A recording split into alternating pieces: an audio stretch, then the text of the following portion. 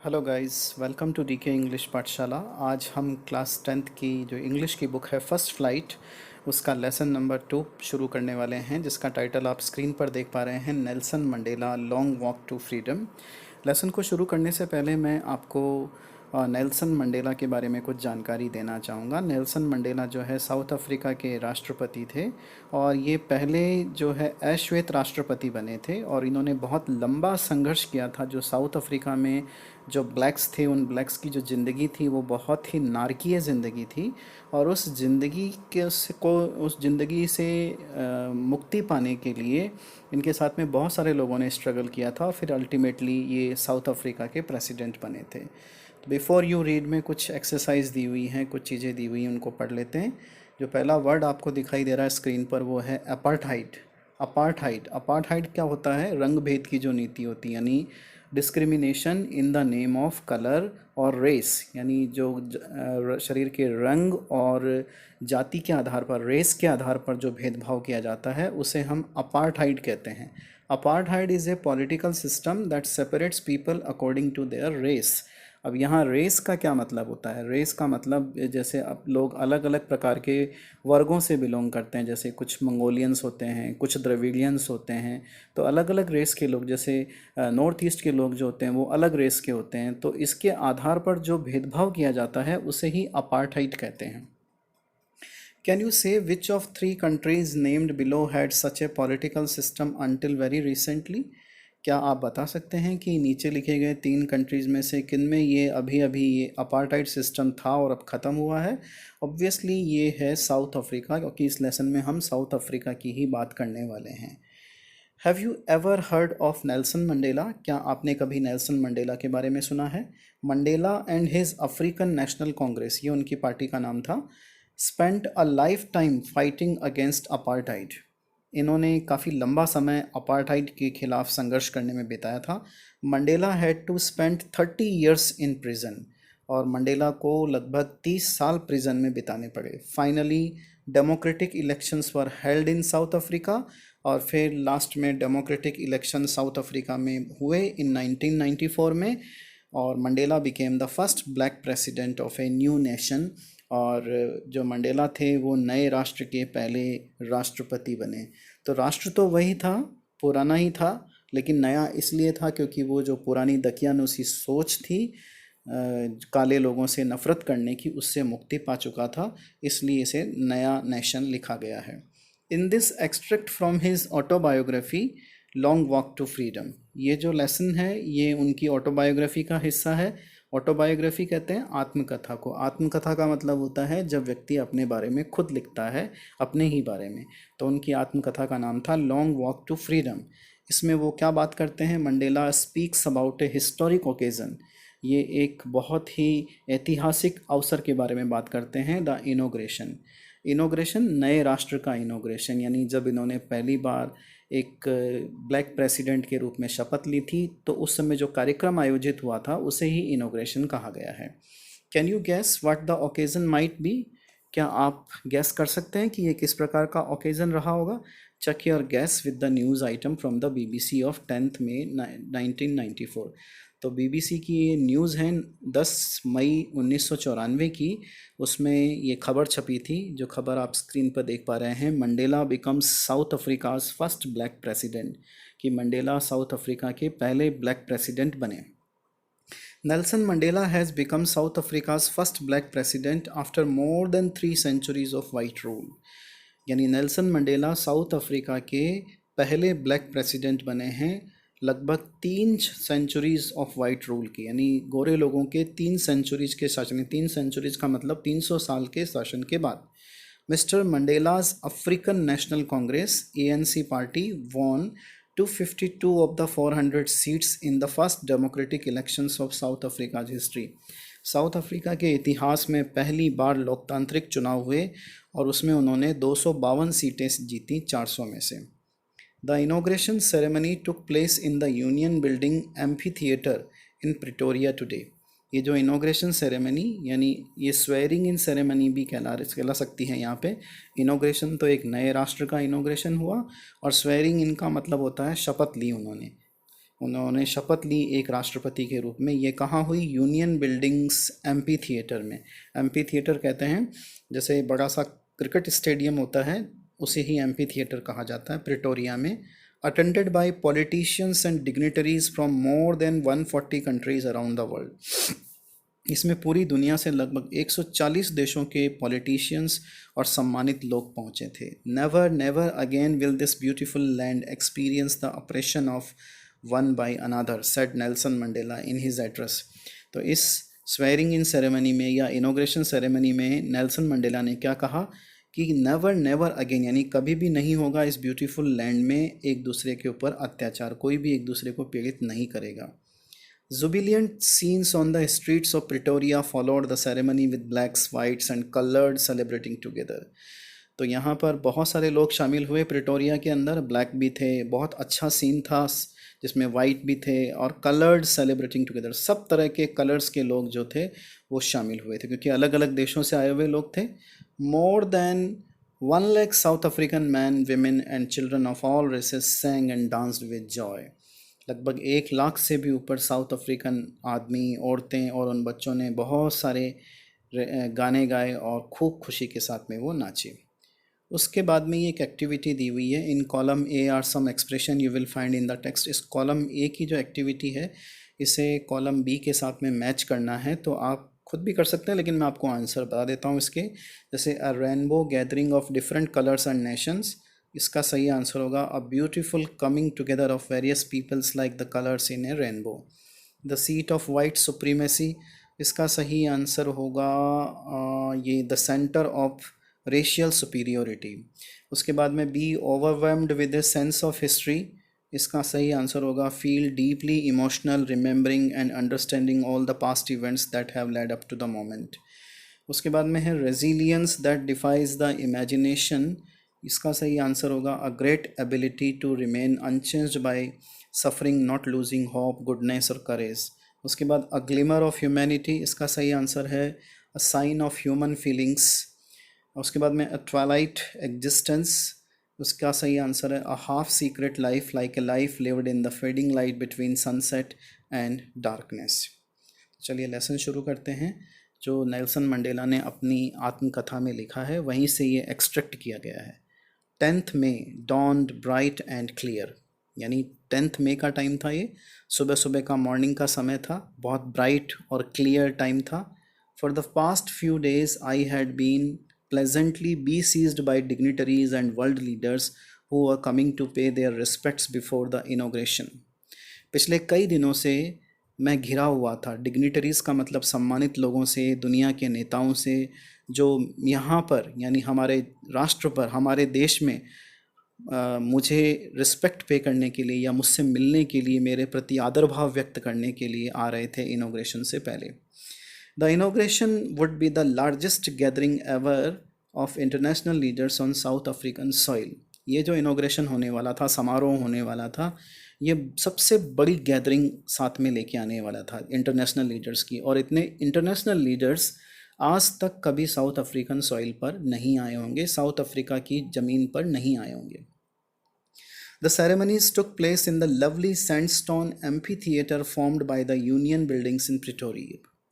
ये जो सेरेमनी हुई ये बहुत ही सुंदर सैंडस्टोन से बने हुए एक बहुत बड़े स्टेडियम के अंदर हुई, और जिसे बनाया था यूनियन बिल्डिंग्स ने प्रिटोरिया के अंदर। For decades this had been the seat of white supremacy, कई दशकों तक यानी कई सालों तक इसके ऊपर वाइट लोगों का शासन था। And now it was the site of A rainbow gathering of different colours and Nations for the installation of south Africa's first democratic non racial government.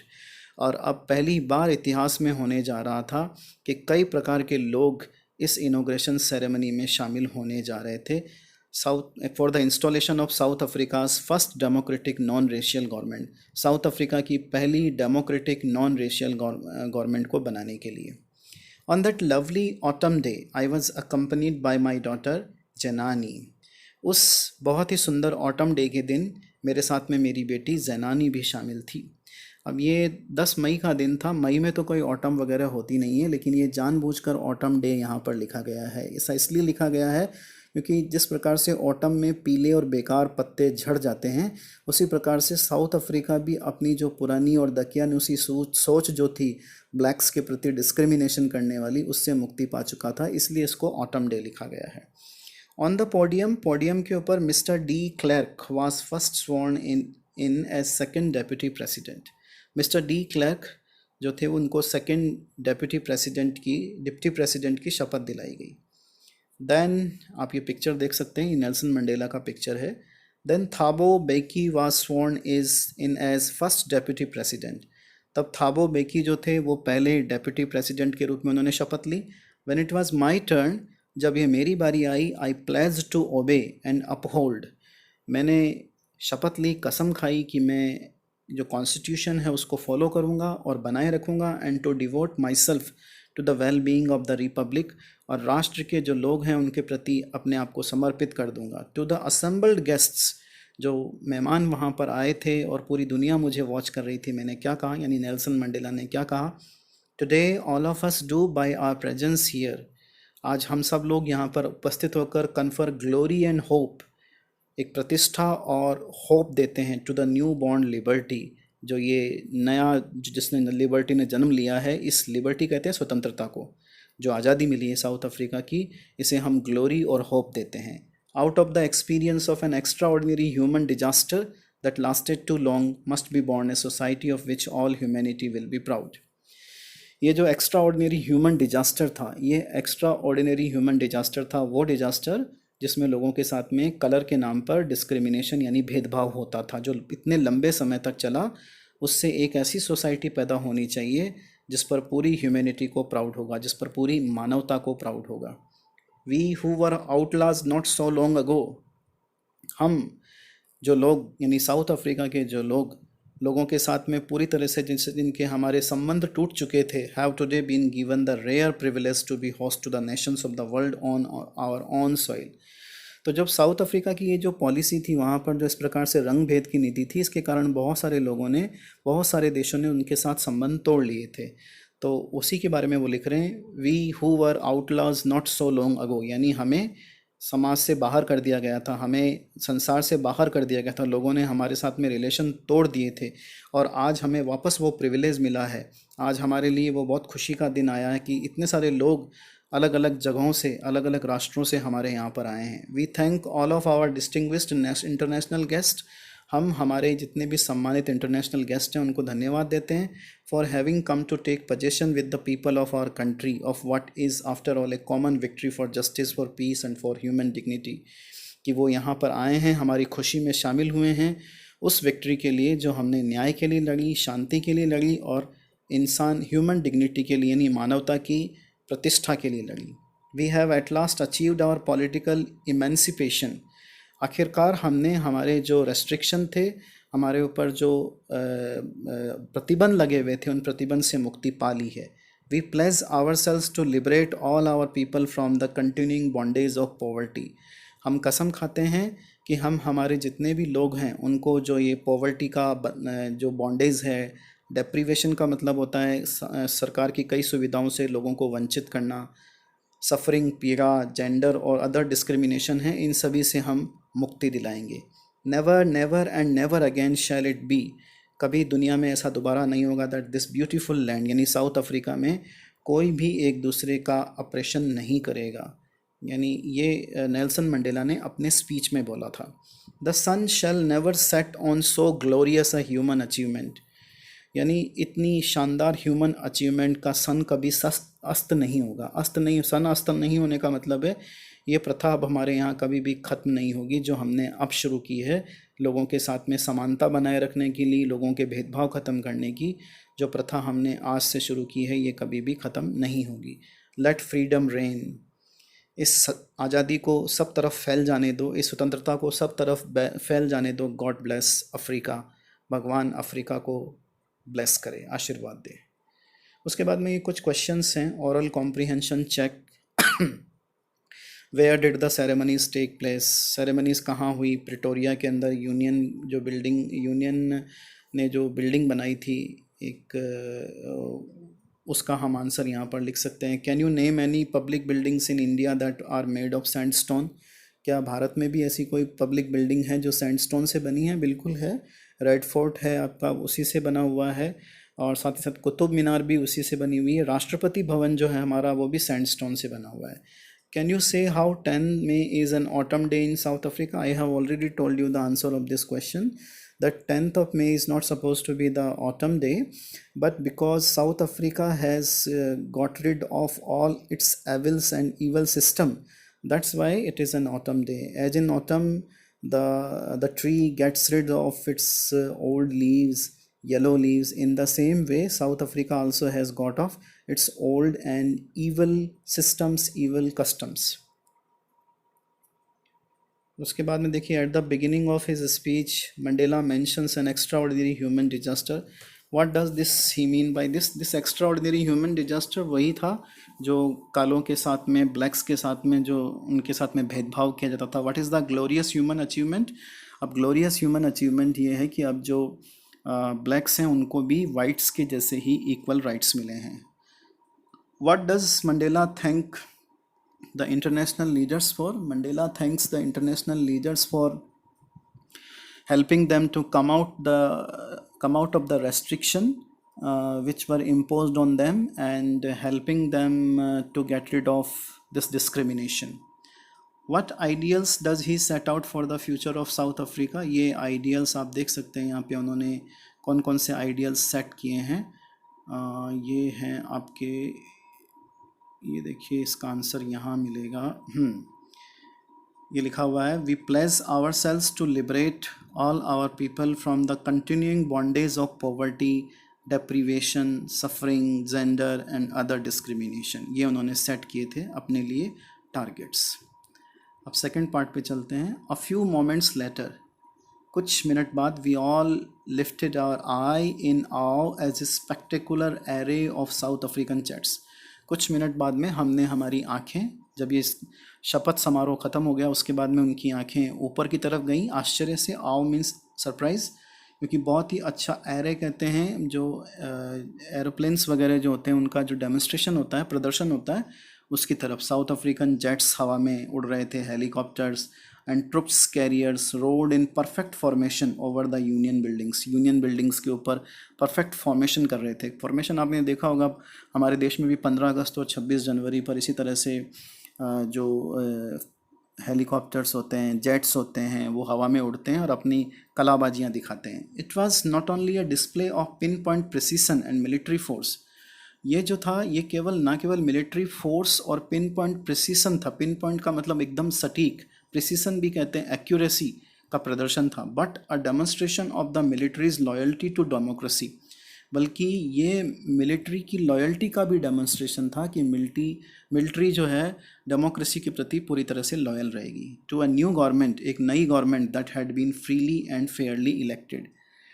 यानी मिलिट्री इस तरह का प्रदर्शन करके जो डेमोक्रेटिक सरकार है उसको ये संदेश दे रही थी कि हम आपके प्रति पूरी तरह से लॉयल रहेंगे.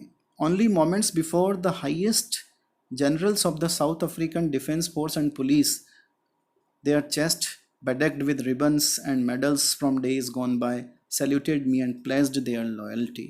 कुछ ही मिनट पहले जो साउथ अफ्रीकन डिफेंस फोर्स थी उनके हाईएस्ट जनरल थे और पुलिस के जनरल थे, जिनके चेस्ट अलग अलग रिबन से और मेडल्स से, जो उन्होंने ब्रेवरी के काम किए थे उनसे सुसज्जित थे, उन्होंने मुझे सैल्यूट किया और अपनी लॉयल्टी को प्लेज किया मेरे सामने कि हम आपके प्रति पूरी तरह से वफ़ादार रहेंगे. ये यहाँ पर हम पढ़ रहे हैं नेल्सन मंडेला जी की autobiography. I was not yet unmindful of the fact that not so many years before they would not have saluted but arrested me. तो यहाँ पर जो नेल्सन मंडेला जी हैं उन्होंने लिखा है कि मुझे मालूम था अच्छी तरीके से कि अगर कुछ साल पहले की बात करूँ तो यही जनरल और यही पुलिस वाले और ये सेना के बहुत बड़े बड़े जो जनरल हैं इन्होंने मुझे गिरफ्तार कर लिया होता, लेकिन आज ये लोग मुझे सैल्यूट कर रहे हैं. तो ये सैल्यूट किस लिए कर रहे हैं? इस डेमोक्रेसी की पावर के कारण. डेमोक्रेटिक सिस्टम में जब उन्होंने बहुत सारी सीटें जीती और अपनी सरकार बनाई है, इसी के कारण ये लोग उनको सलाम कर रहे हैं. Finally a chevron of Impala jets left A smoke trail of the black, red, green. और उसके बाद में इम्पाला जेट्स, ये इम्पाला जेट्स जेट विमानों के नाम है, जैसे हमारे यहाँ सुखोई होते हैं, तेजस होते हैं, और तो उसी प्रकार से यहाँ पर भी उनका जेट्स का प्रदर्शन हो रहा था, जिसमें ब्लैक, रेड और ग्रीन ये धुएं के टाइप थे जो पीछे की तरफ, और साउथ अफ्रीकन फ्लैग बना रहे थे, वो आसमान के अंदर कलाबाजियाँ दिखा रहे थे। ये आप देख सकते हैं शेवरॉन। शेवरॉन होता है a pattern in the shape of a V, और V is the symbol of victory. Victory का मतलब विजय।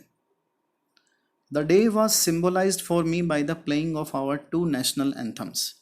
और उसी दिन दो नेशनल एंथम प्ले किए गए। And the vision of white singing Nkosi Sikelel iAfrika and black singing Die Stem the old anthem of the republic. अब जितने भी ब्लैक्स थे उन्होंने वाइट्स का नेशनल एंथम गाया, और जितने भी वाइट्स थे उन्होंने ब्लैक्स का नेशनल एंथम गाया। Although that day neither group knew the lyrics of the anthem they once despised। हालांकि दोनों ग्रुप्स जो थे वो एक दूसरे के नेशनल एंथम की लिरिक्स नहीं जानते थे और नफरत करते थे, लेकिन उन्होंने साथ में गाया और यूनिटी की प्लेज ली। They would soon become the words by heart. लेकिन नेल्सन मंडेला जी ने अपनी ये लिखा है बुक के अंदर कि बहुत जल्दी ये सब लोग एक दूसरे की जो नेशनल एंथम है उनको जान जाएंगे और उनसे प्रेम करने लगेंगे। On the day of the inauguration के दिन I was overwhelmed with the sense of history. मैं पूरी तरह से इमोशनल हो गया था हिस्ट्री के बारे में सोचकर। In the first decade of the 20th century, जो 20th सेंचुरी का जो पहला डेकेड यानी पहले 10 साल थे, a few years after the bitter Anglo bore war and before my own birth. उस समय एंग्लो बोर वार हुआ था। बोर जो है साउथ अफ्रीका के दो राज्यों के नाम हैं, और इनका अंग्रेज़ों के साथ में संघर्ष हुआ था। और ये अपने बर्थ से पहले की बात बता रहे हैं Nelson Mandela ji. The white skinned peoples of South Africa patched up their differences. ये जो साउथ अफ्रीका के जो वाइट स्किन्ड लोग थे, इन्होंने अपने डिफरेंसेस को पैचअप कर लिया, यानी ख़त्म कर लिया। And erected a system of racial domination. और इन्होंने एक सिस्टम बनाया रेशियल डोमिनेशन का। रेशियल डोमिनेशन का मतलब domination in the name of race, कि जो वाइट लोग हैं ये ब्लैक लोगों के ऊपर शासन करेंगे against the dark skinned people of their own land. तो साउथ अफ्रीका में क्या सिस्टम बना कि जो सफ़ेद कलर के लोग हैं इनको ज़्यादा अधिकार होंगे और इनको सरकार की ज़्यादा सुविधाएं मिलेंगी और उनको ज़्यादा राइट्स होंगे, जबकि ब्लैक लोगों को राइट्स नहीं होंगे। तो उन्होंने इस प्रकार का सिस्टम बनाया। The structure they created formed the basis of one of the harshest most inhuman societies the world has ever known. तो जो स्ट्रक्चर उन्होंने बनाया था वो बहुत ही ज़्यादा हार्श था, बहुत ही ज़्यादा इनह्यूमन था, जो दुनिया को कभी पता भी नहीं चला। Now in the last decade of the 20th century, और अब इसी 20th सेंचुरी के लास्ट डेकेड में, and my own 8th decade as a man, और मेरे खुद के 8वें दशक में, यानी अब वो 80 साल से ऊपर हो चुके हैं, 80 साल के आसपास है, that system had been overturned forever and replaced by the one that recognize the rights and freedom of all peoples। वो जो सिस्टम था वो अब पलट दिया गया है, और अब हम इस प्रकार के सिस्टम में हैं जो सभी लोगों के राइट्स और फ्रीडम को आइडेंटिफाई करता है, regardless of the colours of their skin. उनके कलर, स्किन के कलर से उनको कोई भी लेना देना नहीं है। तो अब नेल्सन मंडेला जी यहाँ क्या कहना चाहते हैं कि उनके जन्म के समय, जन्म से पहले ये सिस्टम डेवलप हुआ था जिसमें गोरे लोगों ने काले लोगों के ऊपर अत्याचार किए, और आज जब वो अपने जो इसी 10वीं शताब्दी, जो आपकी क्या 20th सेंचुरी जो है इसके लास्ट डेकेड में है, उस समय अब वो उससे मुक्ति पा चुके हैं। That day had come about through the unimaginable sacrifices of thousands of my people। तो ये जो दिन आया है ये मेरे हज़ारों लोग उनके अनइमेजिनेबल सेक्रीफाइस से आया है।